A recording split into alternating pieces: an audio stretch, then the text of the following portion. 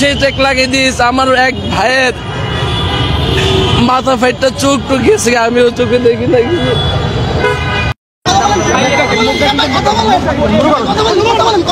দর্শক, the daily ক্যাম্পাসের সরাসরি সম্প্রচারে আপনাদেরকে স্বাগত জানাচ্ছি। আমরা যদি না থাকতেন তাহলে তো একটু আসা যেত না।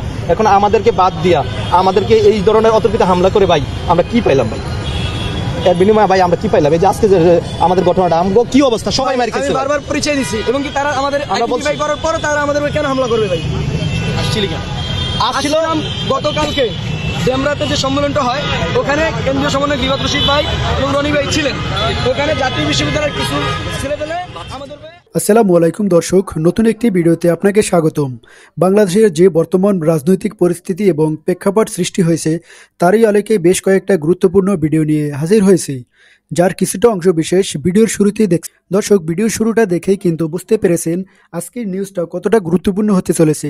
তাই বলবো, যারা ভিডিওটি দেখছেন না টেনে সম্পূর্ণ ভিডিওটি মনোযোগ সহকারে দেখতে থাকুন, তাহলে আজকের বিষয়টা বুঝতে পারবেন। দর্শক, এই বিষয়ে আর কিছুই বলবো না, চলুন দেখে আসি আজকের সেই কাঙ্ক্ষিত ভিডিওগুলো। তার আগে বলবো, যারা এখনও চ্যানেলটি সাবস্ক্রাইব করেননি অবশ্যই সাবস্ক্রাইব করে পাশে থাকা বেল বাটনটি অন করে দিবেন। আর যারা ইতিমধ্যে সাবস্ক্রাইব করেছেন তাদেরকে অসংখ্য ধন্যবাদ। তো চলুন দর্শক, ভিডিওতে একটি লাইক দিয়ে ধারাবাহিকভাবে সবগুলো ভিডিও দেখে আসি। সেই চেক লাগিয়ে দিস আমার এক ভাইয়ের মাথা ফাইটটা চোখ টুকিয়েছে, আমিও চোখে দেখি নাকি।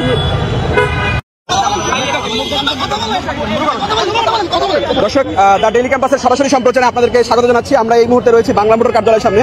আপনারা দেখছেন যে বাংলা মোটর কার্যালয় কিন্তু একজন শিক্ষার্থী, যে কিছুক্ষণ আগে আমরা যাকে সুস্থ অবস্থায় বৈষম্য বিরোধী ছাত্র আন্দোলনের কার্যালয়ে দেখেছিলাম, তাকে হচ্ছে রিকশায় করে নিয়ে যাওয়া হচ্ছে বৈষম্য বিরোধী ছাত্র আন্দোলনের ঠিক কেন্দ্রীয় কার্যালয় সামনে। তারা কিন্তু দুজন শিক্ষার্থী, একজন ছাত্রী এবং একজন শিক্ষার্থী, তারা কিন্তু আহত অবস্থা, তাদেরকে কিন্তু নিয়ে যাওয়া হচ্ছে ঢাকা মেডিকেল কলেজের দিকে।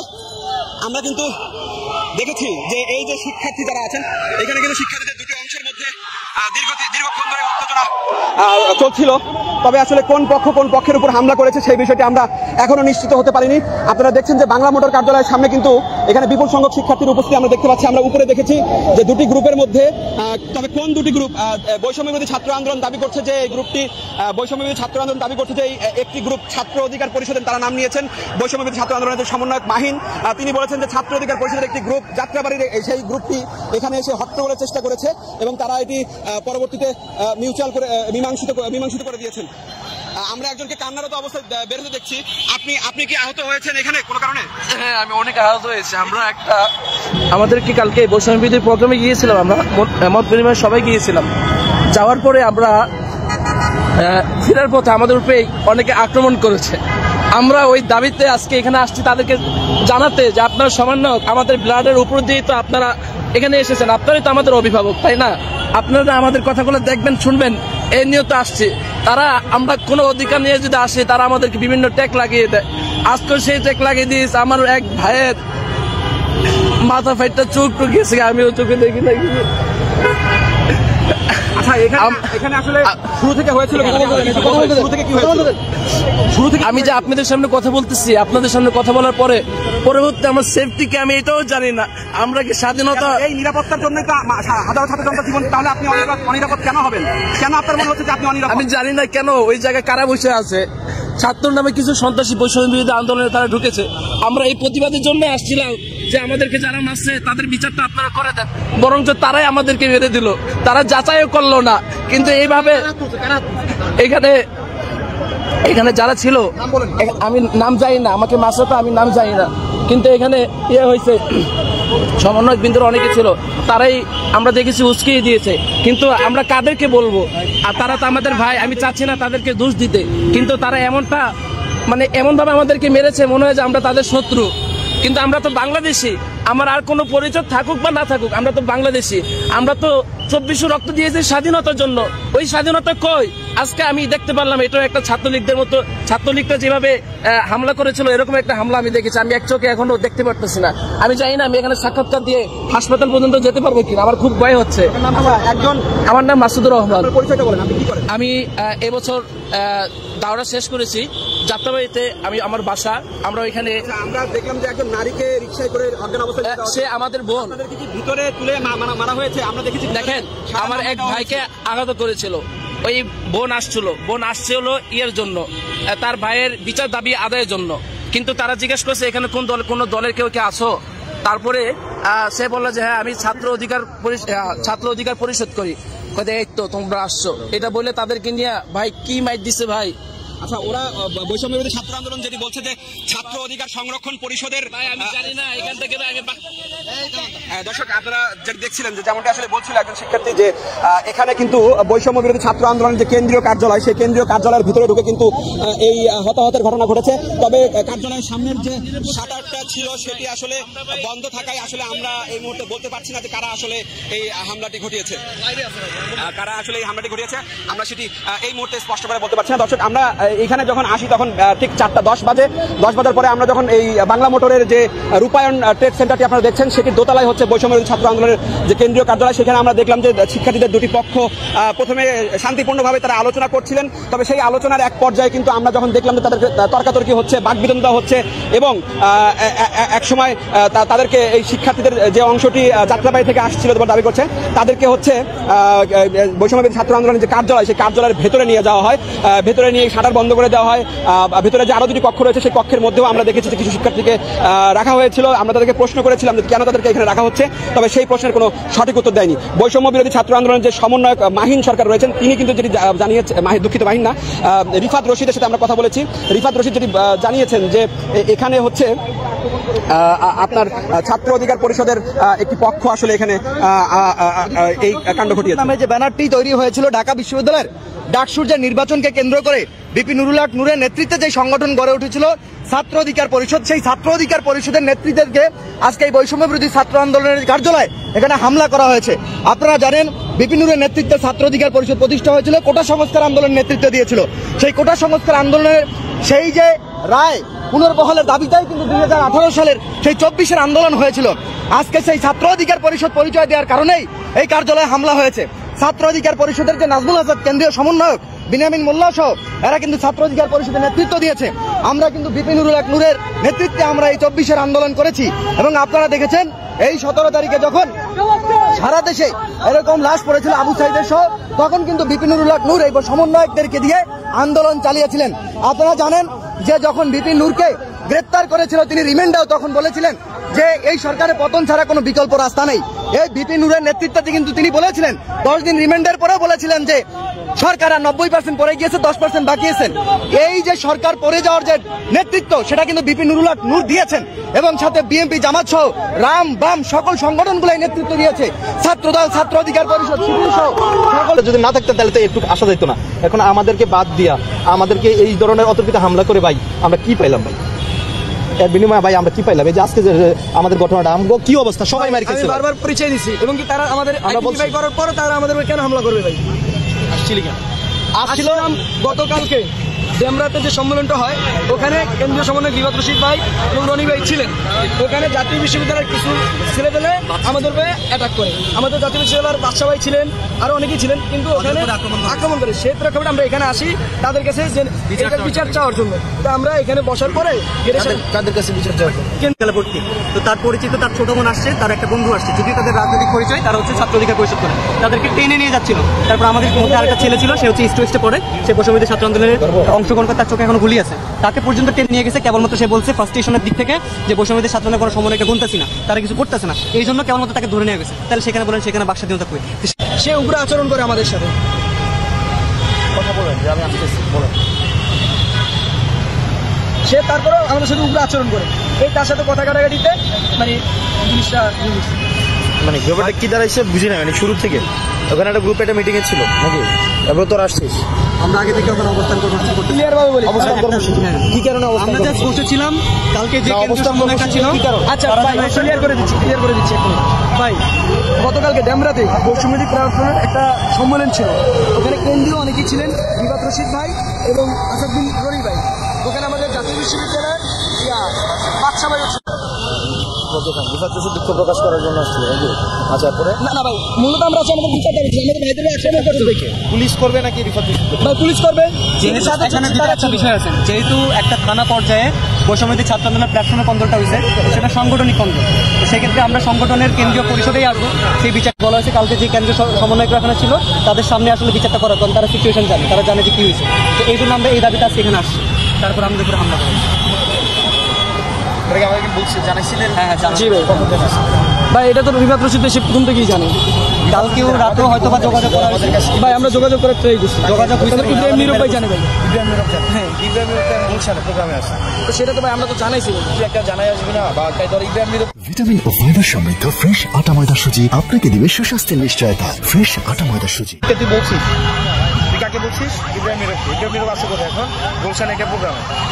ইব্রাহিম নীরবকে আসতে হবে, মানে ইব্রাহিম নীরব না যদি বলে এখনই হইতে হবে, তো বিষয়টা প্রবলেম না একটু? ভাই আমরা তো এখানে সুষ্ঠুভাবে বসেছিলাম, আমরা তো তুই তো বলে আরেকটা গ্রুপ আসে উস্কানি দিচ্ছে। আরেকটা গ্রুপ তো আসছে, আরেকটা গ্রুপ পরে আসছে ভাই, আমরা বসে থাকার পরে। গ্রুপটা কারা? সেটা ড্যামরা। ড্যামরা? হ্যাঁ, ড্যামরা একটা গ্রুপ আসছে, আইসা তোদের উস্কানি দিচ্ছে। আমাদের উস্কানি ভিতরে যায় বসছে, ভিতরে যায় বসছে স্যার, ভিতরে যায় বসছে। হ্যাঁ, ভিতরে যায় রিপিয়া ওই যে, তো 3 জন করে ভিতরে আমরা বসার জন্য আমরা বলছি ঠিক আছে ভাই। তো একটা সময় এসে কি করে ওই যে এখানে অন্য কোনো সংগঠন কেউ আছে কিনা এটা জানার জন্য বলে, তো স্ব ইচ্ছায় যেই দুজন বলছে আমরা গণ অধিকারের সাথে আছি, বাট ওই দুজনের হয়েছে পিছু নামে কালকে যে ছেলেটাকে অ্যাটাক করা হয়, ওই ছেলেটার বোন, তো তাদেরকে ভিতরে নিয়ে যায়, ভিতরে নিয়ে যায়, তারপরে এভাবে আর কি জিনিসটা গেমটা বাজে। ঠিক আছে, আমি যতটা বুঝলাম হচ্ছে যে ধরা আসছে করে আরেকটা গ্রুপ আসে উস্কানি দিচ্ছে, তাই তো? আচ্ছা, আমি তো মাত্র ধরে আসলাম শুনে। পাশাপাশি আমাদেরকে আক্রমণ করা হয়েছে, কারণ স্টিল নাও আমাদের 4 জন ঢাকা মেডিকেলে ভর্তি। আচ্ছা, ঠিক আছে। আমার কাছে আসিস নাই তো? নীরবের কাছে আসছে? আপনার কাছে আসছি, আপনার সাথে যোগাযোগ আমরা না করি নাই। আপনাকে বলছি আমি আগে পুরো উপরে কথা বলেননি। আমরা যখন গণমাধ্যম কর্মী আছি, আমরা যখন তথ্য সংগ্রহ করতে চাই, তখন আপনাদের বৈষম্যবিরোধী ছাত্র আন্দোলনের কিছু লোক আমাদেরকে হেনস্থা করেছে, আমাদেরকে জিজ্ঞেস করেছে আমরা দালাল। দেখছেন ভাই, আমরা কি দালালি করেছি? আমরা তথ্য সংগ্রহ করতে কিছু দালালি হতো না, আসলে এই বৈষম্যহীন বাংলাদেশ কোথায় বললেন আপনারা? আচ্ছা, আমাকে একটু দেখতে হবে ভাই। আমি যারা যদি এমন এখানে সিসিটিভি ক্যামেরা আছে নিশ্চয়ই ভাই, কারো এখানে একটা মোবাইল আছে, আমরা মোবাইল কেটে ভিডিও সব ডিলিট করি। আমাদেরকে মারা হয়েছে, তারপরে কোনো প্রমাণ যেন না থাকে, এই জন্য তারা ভিডিও রিলিজ করছে। আমরা ভিডিও হয়তো প্রকাশ করতাম না, আপনার কাছে নিয়ে আসতাম ভাই কালকে। সবসময় সেই কাজটা এখন বৈষম্যবিরোধী ছাত্র আন্দোলন করতেছে কিনা? আচ্ছা, আমরা আমাদের জায়গা থেকে সবাই সাক্ষী, এখানে যারা ছিল সবাই সাক্ষী, এবং আমাদের পকেট থেকে ফোনও পর্যন্ত বের করতে দেওয়া হচ্ছিল না, এরকম একটা অবস্থা ছিল। আর আমরা যখন নামবো তখন ভাই শুনছি আমাদের বাধার সম্মুখীন করা হয়। আমি এখানে এসে শুনছি, ওই যে ভাই জানেন, আপনি তো সকল শিক্ষার্থীদের কথা শুনলেন, তারা পরিচয় দিচ্ছে তারা বৈষম্য বিরোধী ছাত্র আন্দোলনের সাথে তারা যুক্ত ছিল, এবং বৈষম্য বিরোধী ছাত্র আন্দোলন আপনি তো শুনলেন, এই বিষয়টা আসলে আপনি তাদেরকে আসলে কি বলবেন? আমি আগে দেখবো, জানবো, আরো একটু যদি একলেন এটা আমি দেখবো, আরো জানবো। আমি তো ওরাই তো বললো যে 2টা গ্রুপ, একটা আমরা একটা গ্রুপ উস্কানি দিচ্ছে, ওরা আসছে। আমি আগে পদক্ষেপে 2 গ্রুপের কথা শোনার পর একটা স্টেটমেন্ট দিবেন, আমি একটা তারপরে বুঝতে হবে না সেটা কখন নাগাদ হতে পারে যদি আমি একটু আগে দেখি। আমি পুরো পরিস্থিতিটা আমি মাত্র তো, আপনি তো দেখছেন, আমি মাত্র আসছি, দৌড়ে আসলাম, আসার পর এখন আমার পুরো পরিস্থিতির একটু বুঝতে হবে। হাসনাত, আপনি একটু বলবেন যে শিক্ষার্থীরা আপনার কাছে কি জানিয়েছে, তারা কি চাইছে? যে আপনার সামনেই তো ওনারা বললেন, আপনার কাছ থেকে শুনতেছি যে আপনি আসলে কি শুনলেন। উনি আপনাকে কি মানে মাত্র কি বললেন ওনারা? ঠিক আছে, এখন এই বিষয়ে আপনার আসলে কি বলার থাকবে যদি ছোট্ট করে গণমাধ্যম কর্মীরা এখানে? আমি দেখবো, জানবো, এবং হচ্ছে ভাই যেটা জানিয়েছেন এটা খুবই কনসার্নিং। আমরা এই ঘটনা চাই না, আমরা এই বিষয়টাকে দেখবো। নতুন বাংলাদেশ বলা হচ্ছে, নতুন বাংলাদেশে গণমাধ্যমগুলো নতুন রূপে কাজ করছে এবং পুরোপুরি দেশের জন্য কাজ করছে, নতুন করে তাদেরকে কাজ করার সুযোগ দেওয়া হচ্ছে কিনা, আর যদি কেউ বাধা দেয় তাতে, সেই ক্ষেত্রে আপনাদের পক্ষ থেকে কি বলা থাকবে? গণমাধ্যমের পূর্ণাঙ্গ স্বাধীনতা নিশ্চিত করার জন্য আন্দোলন হয়েছে এবং সেটা অব্যাহত থাকবে। এখনো দেখা যায় যে জুলাই আন্দোলনে কারো ভূমিকার কারণে দেখা যায় বর্তমানে তারা পুরোপুরি দেশের হয়ে কাজ করছে এবং অসংখ্য গণমাধ্যম কর্মী সেসব পত্রিকাগুলোতে, টেলিভিশনগুলোতে কাজ করছে এবং তাদের উপরে অনেক কথাবার্তা আসছে, যারা আসলে বলছে যে এই ধরনের কথাগুলো তাদেরকে বক্তব্য দেওয়া যাবে না, তাদেরকে সাক্ষাৎকার দেওয়া যাবে না, তাহলে কি গণমাধ্যম আসলে পরিবর্তন হতে পারবে? নতুন করে যারা কাজ করছে তাদের কি সুযোগ দেওয়া উচিত না? গণমাধ্যমের দায়িত্ব, গণমাধ্যমের আপনারা যারা ওই যে ভুল রয়েছেন ওনাদের দায়িত্ব এটা। তারপর নতুন করে গণমাধ্যম সাজছে, এই বিষয়ে আসলে সকলের উদ্দেশ্যে আপনার কি বলা থাকে? আমাদের প্রত্যাশা গণমাধ্যমের উন্মুক্ত স্বাধীনতা নিশ্চিত হওয়া উচিত। আমি মূলত আসলে কার্যালয়ে আসি না, আমাদের প্রতিনিধিরা এসেছিল। আমি যতদূর জানতে পেরেছি যে যাত্রাবাড়ির মাদ্রাসার কয়েকজন আহত, এই বৈষম্যবিরোধী ছাত্র আন্দোলনে আহত, ওরা এসেছিল যে আমাদের সুচিকিৎসা হয় না এবং আমরা যে এই হয়রানির শিকার, এটা একটা সুষ্ঠু বিচারের জন্য এই সমন্বয়কদের কাছে তারা এসেছিল। তখন কথার এক পর্যায়ে নাকি তারা জানতে চেয়েছে কেন্দ্রীয় কার্যালয়ে যে সমন্বয়করা যে আপনাদের মধ্যে রাজনৈতিক দলের কেউ আছেন কিনা। তখন তাদের মধ্যে দুইজন বলেছে, আমাদের এক বোন ছিল, তিনি বলেছেন যে আমরা ছাত্র অধিকার পরিষদ করি। ছাত্র অধিকার পরিষদ পরিচয় দেওয়ার পরেই নাকি তাদেরকে আলাদা রুমে নিয়ে হামলা করা হয়েছে। এই আমার বোন এবং আরও কয়েকজন আহত হয়েছে ছাত্র অধিকার পরিষদের, এবং মাদ্রাসার ছাত্ররাও চোখে আঘাতপ্রাপ্ত হয়েছে, অনেকের মাথা ফেটে গিয়েছে। না না না, ওরা কারা মানববন্ধন করতেছিল আমি জানি না। আমাদের শুধু দুইজন প্রতিনিধি এসেছিল ওদের পক্ষে, যারা আহত ছিল মাদ্রাসার ছাত্র। এরা ছাত্র অধিকার পরিষদ পরিচয় পাওয়ার পরই হামলাটা করেছে। এখন আমরা বলতে চাচ্ছি যে ছাত্র অধিকার পরিষদ, রাম, বাম, জামাত, শিবির, ছাত্রদল সবাই মিলেই তো এই ছাত্র আন্দোলনটা সফল হয়েছে। ছাত্র অধিকার পরিষদ পরিচয় দেওয়ার পরে যদি হামলা হয়ে থাকে, তা আমরা মনে করি যে এই বৈষম্যবিরোধী ছাত্র আন্দোলনের মধ্যে আবার বৈষম্য সৃষ্টি হয়েছে। মুক্তিযুদ্ধের সময় যেভাবে বঙ্গবন্ধুকে হাইলাইট করে মুক্তিযুদ্ধের একক টেন্ডার আওয়ামী লীগ নিয়ে যে একনায়কতন্ত্র কায়েম করে আজকে দেশ থেকে পলায়ন করেছে, বৈষম্যবিরোধী ছাত্র আন্দোলনের যে প্যানেল, তারা যদি মনে করে যে তারা একারা সফলতা অর্জন করেছে, শুধু সমন্বয়করা কয়েকজন মিলে এই কাজ করেছে, তাহলে কিন্তু তারা ভুল করেছে এবং ভুল করবে। এজন্য আমরা বলবো, আমি যতদূর জানতে পেরেছি এখানে রিফাত রশিদ ছিল এবং আমি ছিলাম না হামলার সময়। আমি যারা হামলা শিকার হয়েছে তাদের কাছ থেকে জানতে পেরেছি যে আসাদ বিন রনি এবং রিফাত বিন রশিদ ছিল। এরা রিফাত রশিদই নাকি হামলাটা করেছে এবং আসাদ বিন রনি উপস্থিত ছিল। এবং এই আমি বলি যে আসাদ বিন রনি ভাইও কিন্তু আমাদের ছাত্র অধিকার পরিষদের ঢাকা মহানগর দক্ষিণের সেক্রেটারি ছিল, এবং এই যে আসিফ মাহমুদ ভুইয়া, তিনি আমাদের উপদেষ্টা, তিনিও কিন্তু ছাত্র অধিকার পরিষদের নেতা ছিলেন।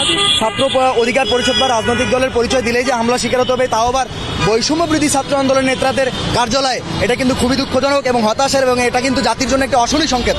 কারণ আপনারা জানেন এই বৈষম্য বিরোধী ছাত্র আন্দোলনটার বীজ বপনই হয়েছিল 2018 সালের কোটা সংস্কার আন্দোলন থেকে। সেই রায় বাতিল করা হয়েছিল, তার পুনর্বহালের দাবিতেই তো আজকে 24-এর আন্দোলনের সৃষ্টি।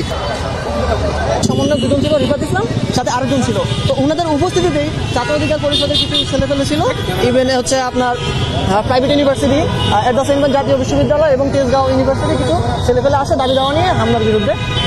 তখনই সমন্বয় রিফাত ভাইয়ের উপস্থিতিতে সাথে অন্য কিছু ছেলেপেলে ছিল। কে হামলা করছে সেটা এখনো স্পষ্ট না, সিসিটিভি দেখলে সেটা বলা যাবে। ওই সময় হামলা কারা করে তাও স্পষ্ট হয় নাই। এখন হাসনাত ভাই মাত্রই বলে গেছে, হাসনাতুল্লাহ ভাই কিছুক্ষণ আগেই সংবাদ মাধ্যম কনফার্ম করতে পারবে কারা হামলা করেছে। তবে এখানে উপস্থিত ছিল হচ্ছে ছাত্র অধিকার পরিষদ, বৈষম্যবিরোধী ছাত্র আন্দোলন এবং প্রাইভেট ইউনিভার্সিটির ছেলেপেলে, জাতীয় বিশ্ববিদ্যালয়ের ছেলেপেলে এবং হচ্ছে তেজগাঁও ইউনিভার্সিটির ছেলেপেলে। নাগরিক কমিটির নির্দিষ্ট কেউ ছিল না, তবে বৈষম্যবিরোধী ছাত্র আন্দোলনের সমন্বয় ছিল রিফাত ইসলাম ভাই, আর রিফাত আরেকজন ছিল। তো ওনারা করছে না, করে না এটা ফর শিওর, বাট ওনাদের উপস্থিতি ছিল। এখন তারা হামলাটা করছে সেটা এখন স্পষ্ট না। আহত হয়েছে 2 থেকে 3 জন, যারা হচ্ছে যাত্রাবাড়িতে গতকাল যে হামলাটা হয়েছিল ওই হামলার প্রতিবাদে আসছিল এখানে ওনাদের প্রতিবাদ স্বরূপ বক্তব্য দেওয়ার জন্য এবং হচ্ছে দাবি দেওয়া ছিল। তো ওই ঘটনাকেই উদ্দেশ্য করে হামলা করছে। এটাও জানতে পারলাম যে জাতীয় ছাত্র অধিকার পরিষদের কিছু ছেলেপেলে ছিল, ইভেন অপর পাশে ছাত্র অধিকার পরিষদের একজন ভাই আছে, এখনো উপস্থিত দাঁড়িয়ে আছে। তো এই হচ্ছে ঘটনা, স্পষ্ট না। হাসিন ভাই বলে হামলা শারীরিকভাবে হামলা, যেটাকে বলে হাত দিয়ে হামলাটা হয়েছে, হাতাহাতি মোটামুটি। এটা হচ্ছে বলতে পারেন যে ভুল বুঝাবুঝি, অথবা হচ্ছে এখন পর্যন্ত কোনো কিছু শিওর না কি হয়েছে। আমি মাত্রই উপর থেকে নিচে নামলাম, যখন শুনলাম যে হামলা হচ্ছে তখন আমরা নিচে এসে দেখি এই ঘটনা। গণ অধিকার পরিষদের কিছু ছেলে ফেলে ছিল, ওদের কাছে স্পেসিফিকলি ভাবে কোনো বড় নেতা বা ওরকম ভাবে আসলে কাউকে দেখিনি। তবে এরা হচ্ছে ছাত্র অধিকার পরিষদের সাথে সংযুক্ত। এটাই আসলে শিউর এখন অব্দি কারা মারছে। মার খেয়েছে যারা যাত্রাবাড়ি থেকে সবাই বৈষম্যবিরোধী ছাত্র আন্দোলনের দাবি দাবা নিয়ে আসছে। প্রাইভেট ইউনিভার্সিটির কিছু ছেলে ফেলেছিল, আর ছিল হচ্ছে আপনার জাতীয় বিশ্ববিদ্যালয়, আর হচ্ছে আপনার তেজগাঁও ইউনিভার্সিটি। তো সবাই আসলে নিজেদের মধ্যেই হয়তো বা কোথাও ভুল বুঝাবুঝি হয়েছে, মিস আন্ডারস্ট্যান্ডিং এর কারণেই ঘটনা ঘটছে। এখন অব্দি স্পষ্ট না কে মেরেছে বা কারা মার খেয়েছে। হ্যাঁ, আমি উপস্থিত ছিলাম। আর গতকালকে মারামারি হয়েছিল যাত্রাবাড়িতে, সেটা হচ্ছে অন্য বিষয়কে কেন্দ্র করে। তো এটা আসলে কারা মারছে এখন অব্দি শিওর না। বিভিন্নভাবে বিভিন্ন বক্তব্য আসতেছে। কিছুক্ষণ আগে ছাত্র অধিকার পরিষদের এক ভাই বক্তব্য দিল যে ওনারা মার খেয়েছে। তো কারা মেরেছে তারা সেটা আসলে এখন অব্দি বলতে পারে না। এদের পরিচয় বৈষম্যবিরোধী ছাত্র আন্দোলনের নিজেদের মধ্যে। এই হচ্ছে আর কি ঘটনা। এটা পুরোটাই মিসআন্ডারস্ট্যান্ডিং এর একটা ব্যাপার। ইস্যুটা শুরু হয়েছিল কার বক্তব্যের সময়? ইস্যুটা শুরু হয়েছিল আমার যেটুকু ধারণা, আমি এসে শুনতে পারলাম যে রিফাত ভাই আসছিল সামান্য, ওনার উপস্থিতিতে আর কি এই ঘটনাটা ঘটে। উনি আসার পরে শুরু হলো কিভাবে? উনি আসার পরে শুরু হয়েছে কিভাবে সেটা বলতে পারবেন। উনি যখন কথা বলতেছিল পিছন থেকে কিছু ছেলে পেলে কি বলতেছিল ওরা? ওনারাও ছাত্ররা তাদের দাবি দেওয়া জানাচ্ছিল যে যাত্রাবাড়িতে এই ঘটনা হয়েছে। দর্শক, আমি আশা করি আপনি সবগুলো ভিডিওই মনোযোগ সহকারে দেখছেন। সেই সাথে দর্শক, এই ভিডিওগুলো সম্পর্কিত যদি কোনো তথ্য এবং মতামত থাকে তাহলে কমেন্টে জানাবেন। এতক্ষণ সাথে থাকার জন্য ধন্যবাদ।